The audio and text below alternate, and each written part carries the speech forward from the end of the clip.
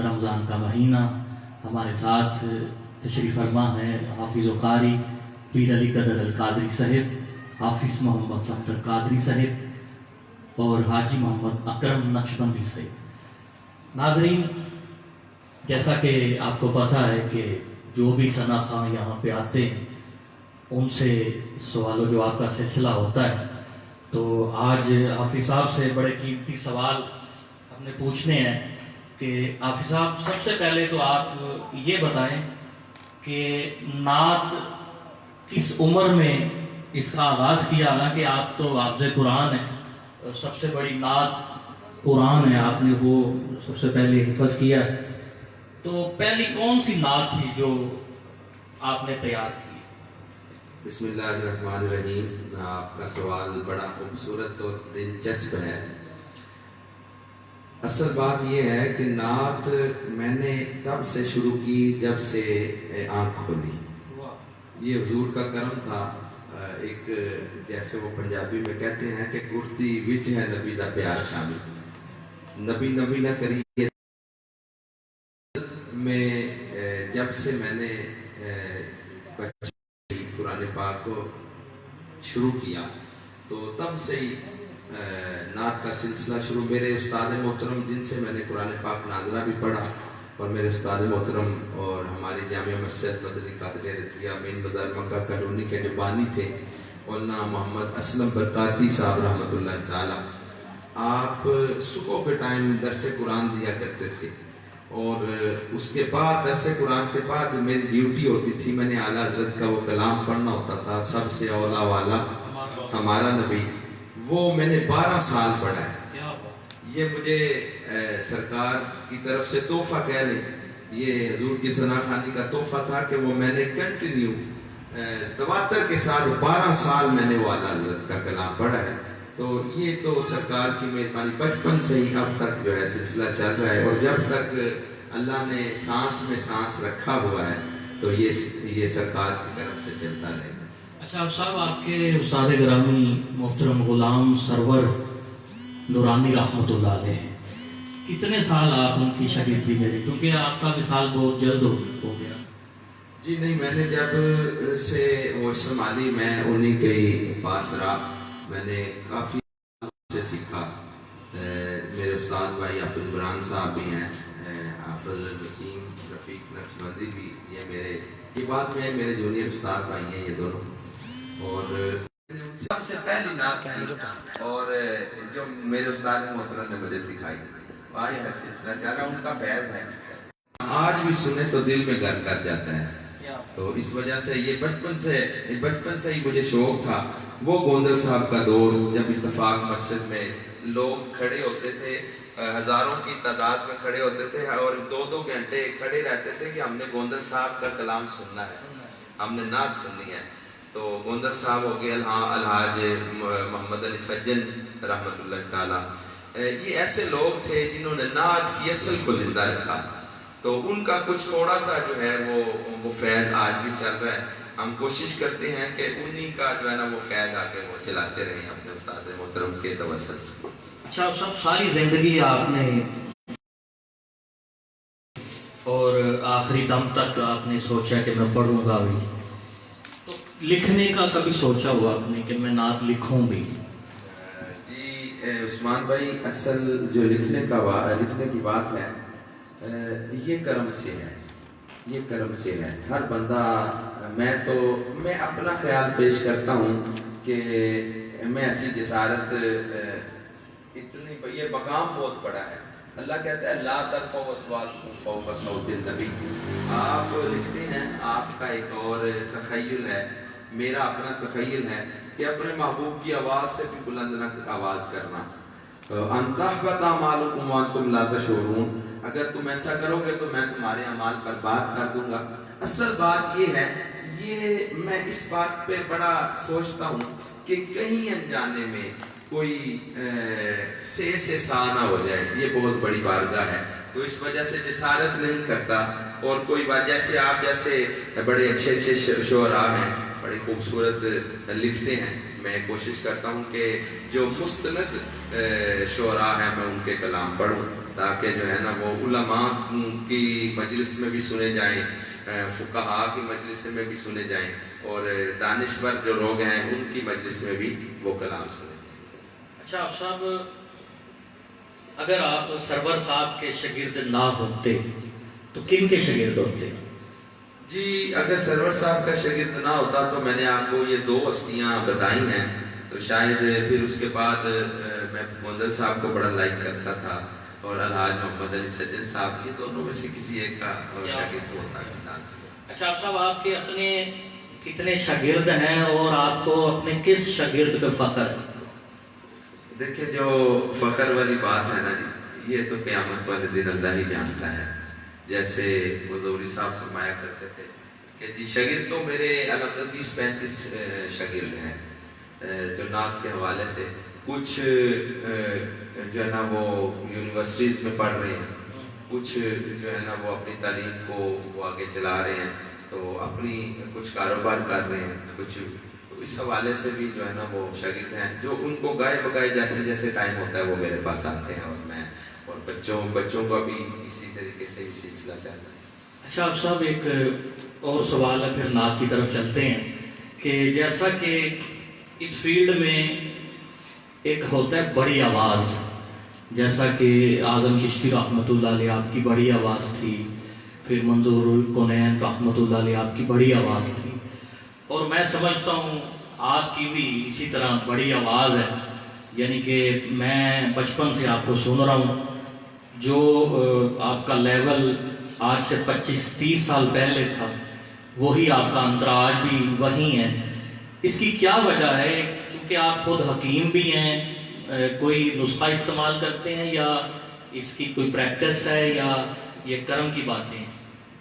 نہیں عثمان بھائی، جہاں تک تو آپ نے اعظم چشتی رحمۃ اللہ تعالیٰ کا نام لیا، ہم تو ان کے پاؤں کی خاک کے برابر بھی نہیں ہیں، وہ بڑے لوگ تھے، اور جہاں تک یہ بات آپ نے سوال میں جواب دے دیا، یہ بات ہے کرم کی۔ جب کرم ہوتا ہے تو یہ سلسلہ ریاضت کے ساتھ یہ رواں دواں رہتا ہے، اصل بات کرم کی ہے، یہ کرم ہو تو بات بنتی ہے۔ جب کرم بڑی اونچی آواز آپ کی، اسے بڑی آواز کہا جاتا ہے۔ اصل اونچی آواز ہر بندے کا یا اپنا خارج ہوتا ہے، ہر بندے کا اپنا ایک طریقہ کار ہوتا ہے۔ اصل یہ اللہ کی طرف سے گاڈ گفٹڈ چیز ہے، یہ گاڈ گفٹڈ چیز ہے، اس میں میرا کوئی کمال نہیں ہے۔ میں سمجھتا ہوں کہ میرا کسی قسم کا کوئی کمال نہیں ہے، اللہ اور آقا علیہ السلام کا کرم ہے، اور بڑوں کا ادب ہے۔ کیا بات ہے! میں سمجھتا ہوں یہ سارے کام ادب سے ملتے ہیں۔ ادب سے۔ آپ صاحب، آپ کے استاد بھائی آپ کو دیکھ بھی رہے ہیں، آپ کو سن بھی رہے ہیں، حافظ عمران نذیر نقشبندی صاحب، اور انہوں نے ایک فرمائش کے لیے کہا ہے، حال دل کس کو سنائیں آپ کے ہوتے ہوئے۔ جی میں آپ صاحب کا بڑا مشکور ہوں، حافظ عمران نذیر صاحب میرے بڑے پیارے محترم بھائی ہیں، میں انشاءاللہ ضرور آپ کا حکم نامہ پیش کروں گا، اور اس سے پہلے مولا کائنات کی بارگاہ میں ایک بڑا معروف کلام جو سب کی زبان پہ رہتا ہے، کیونکہ آج خاص دن ہے، تو آقا علیہ السلام نے فرمایا مولا علی کا ذکر کرنا بھی عبادت ہے، مولا علی کا ذکر کرنا بھی عبادت ہے، تو اس عبادت سے میں آغاز کرتا ہوں۔ اللہ کا جو شیر ہے ولیوں کا ولی ہے، اللہ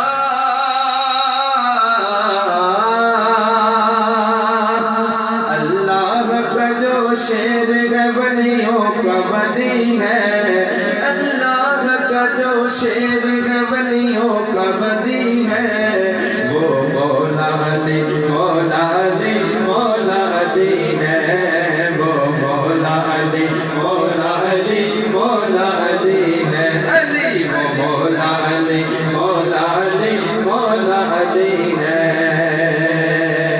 اللہ کا جو شیر ہے، اللہ کا جو شیر، اللہ کا جو شیر ہے ولیوں کا ولی ہے، اللہ کا جو شیر ہے ولیوں کا ولی ہے، وہ مولا علی مولا علی مولا علی ہے،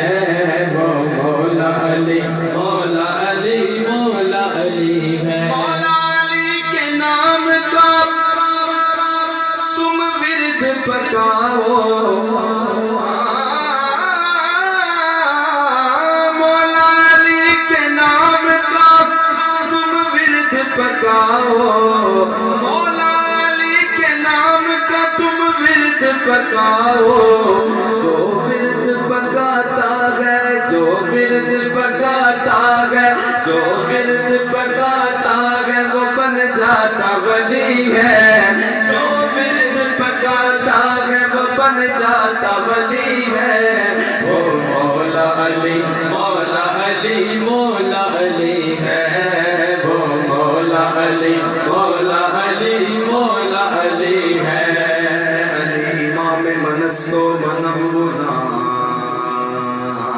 غلام علی علی امام منستو منم غلام علی ہزار جان گرامی فدا بنام علی جنگل پہاڑ کہتے ہیں ناد علی علی جنگل پہاڑ کہتے ہیں ناد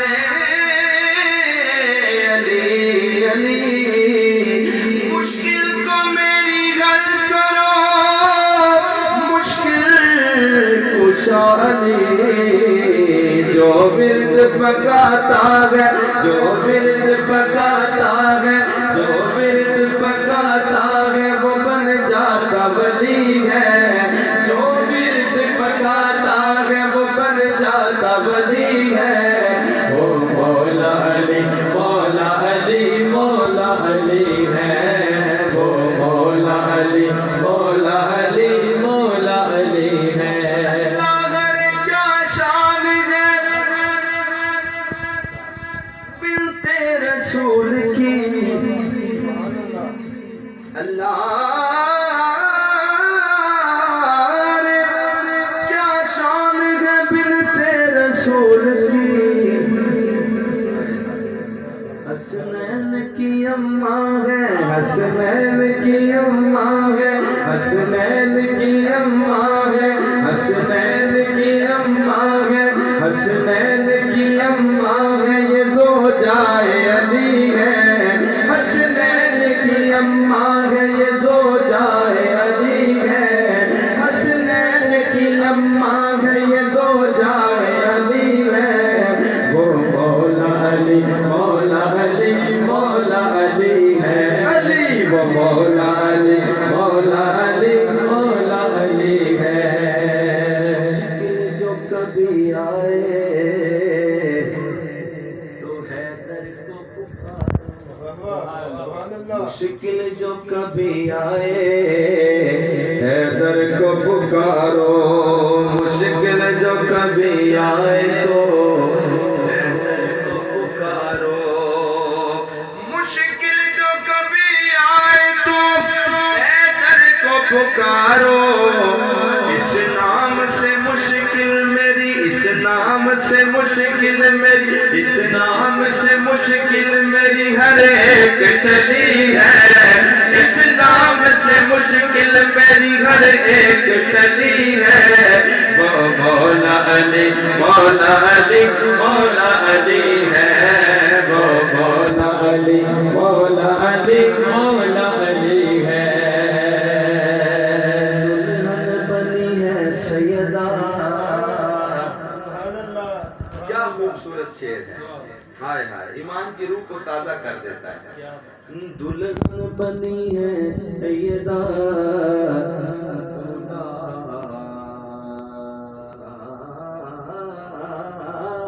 ہے مرتضیٰ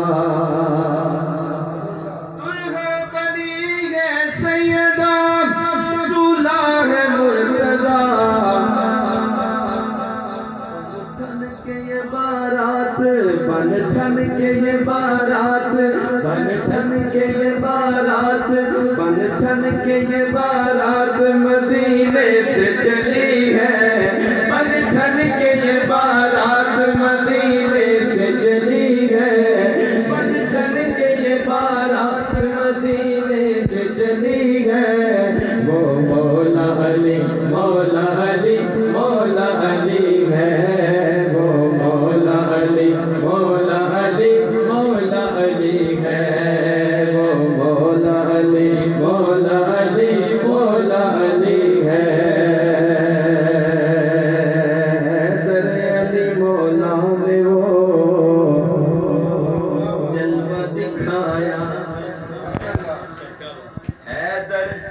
حیدر حیدر حیدر حیدر علی مولا نے وہ جلوہ دکھایا حیدر علی مولا حیدر علی مولا حیدر علی مولا نے وہ جلوہ دکھایا ہر ایک شخص یہ کہتا ہے یہ علی ہے علی ہے ہر شخص یہ کہتا تھا یہ علی ہے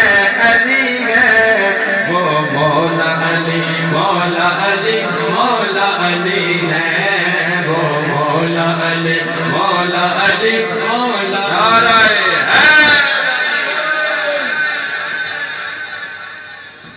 کیا بات ہے جی، ماشاءاللہ۔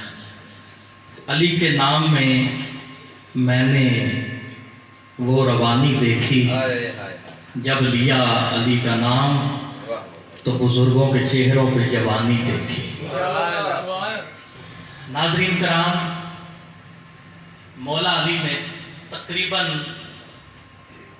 ہر جنگ میں حصہ لیا، مگر جس جنگ میں بھی گئے ہیں اپنا تعارف جو ہے اپنے باپ کے حوالے سے کروایا کہ میں علی ابن ابی طالب ہوں۔ مگر ایک واحد جنگ ہے خیبر کی جس میں آپ نے والد کے حوالے سے نہیں بلکہ اپنی والدہ کے حوالے سے اپنا تعارف کروایا۔ اس کی وجہ کچھ یوں تھی کہ مرہب بہت بہادر تھا۔ اس کی ماں نے کہا تھا مرہب میں مانتی ہوں تو بہادر ہے تو دلیر ہے، مگر یاد رکھنا کبھی بھی میدان میں تیرے سامنے حیدر آ جائے تیری جیت اسی میں ہے کہ تو ہار مان لے۔ جب مولا علی مرہب کے سامنے گئے تو مولا علی نے ایک موقع دیا۔ مولا علی کہنے لگے مرہب میری ماں نے میرا نام حیدر رکھا ہے،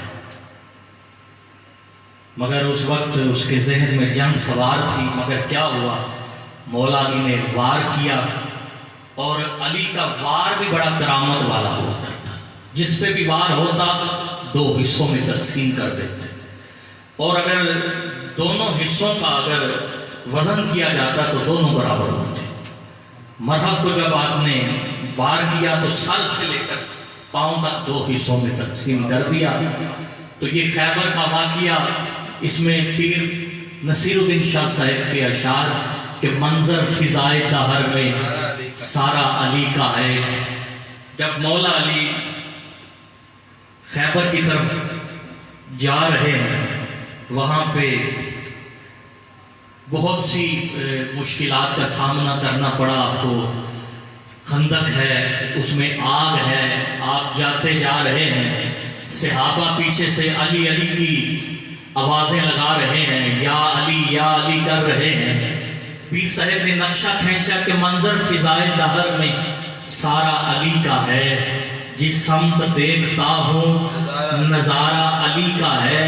مرہب 2 نیم ہے، سر مقتل پڑا ہوا، اٹھنے کا اب نہیں کہ یہ مارا علی کا ہے، کہ یہ مارا۔ ہم فقر مست چاہنے والے علی کے ہیں، دلوں پہ ہمارے صرف اجارہ علی کا ہے۔ کل کا جمال جزو کے چہرے سے ہے عیاں، جیسا باپ ہو بیٹا بھی ویسا ہی ہو جاتا ہے۔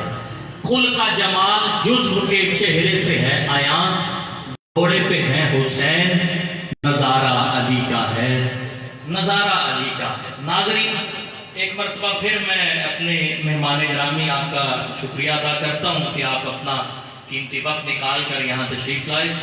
تو میں پیر صاحب کی خدمت میں عرضگزار ہوں۔ ہاں جی، اس سے پہلے کہ ہم پیر صاحب کی طرف بڑھتے ہیں تو مختصر سی بریک ہم لے رہے ہیں، اس یقین کے ساتھ کہ آپ کہیں بھی جائیں۔